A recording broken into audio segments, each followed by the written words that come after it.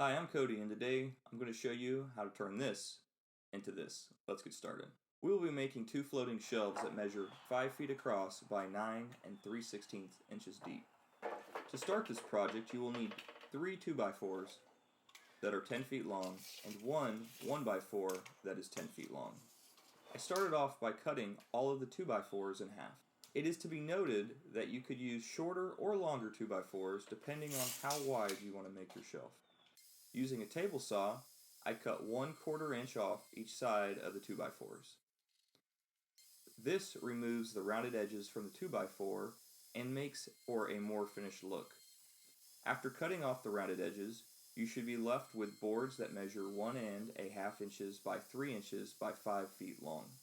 Using a table saw, I ripped 4 of the boards down to 12 boards that measured 3/8 inches by 3 inches by 5 feet long. These planks will be used for the top and bottom of the shelves. I then took the remaining 2 boards and cut them down the middle lengthwise. You should be left with 4 boards that measure 1½ inches by 1 7/16 inches by 5 feet long. These boards will be used for the wall mounting points and standoffs. Set 2 of the boards aside.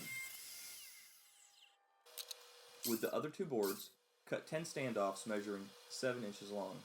I used a miter saw for this, but other saws can be used. After cutting all the boards to the proper length, I gave everything a light sanding with 220 grit sandpaper.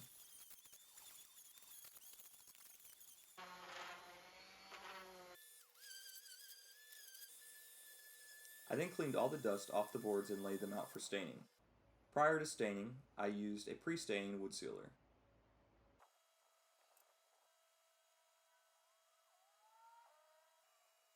With softer woods like pine, this helps in obtaining a consistent finish. It also makes removing excess stain easier. I used a disposable foam brush to apply the sealer.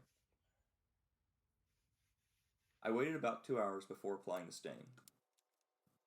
I just used a rag to apply the stain and then a clean rag to wipe away the excess. It is important to wipe the excess stain away before moving on to the next board. If you wait too long, the excess stain will be difficult to remove.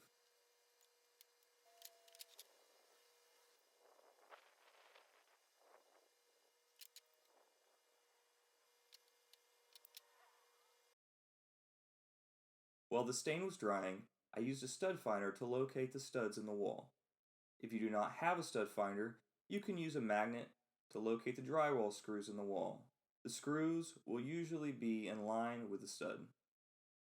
Taking the 2 boards that will be mounted to the wall, I placed them against the wall and marked the stud location onto them.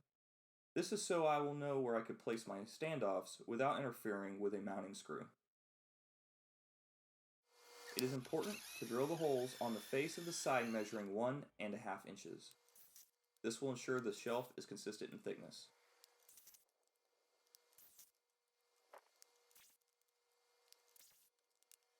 Take the 2 boards that will be mounted to the wall and space the standoffs accordingly. Depending on your stud location, your placement may vary. I did make sure to leave enough room for my wall fasteners.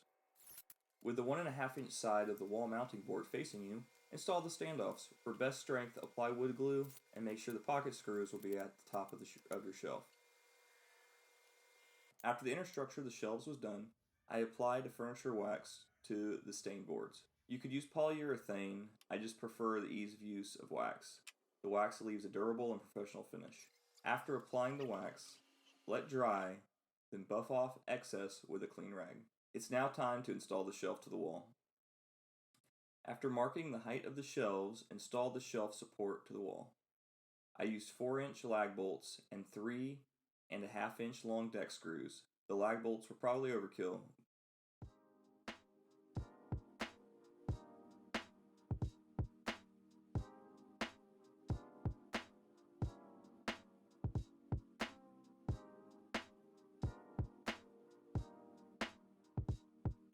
Using a brad nailer, I fastened the 12 boards that measured 3/8 inches by 3 inches by 5 feet long to the top and bottom of the shelf supports.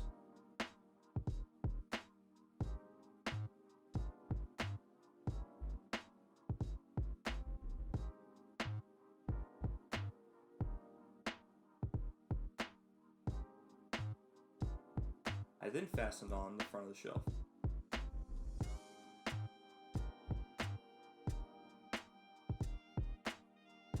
And there you go, 2 shelves for about $50.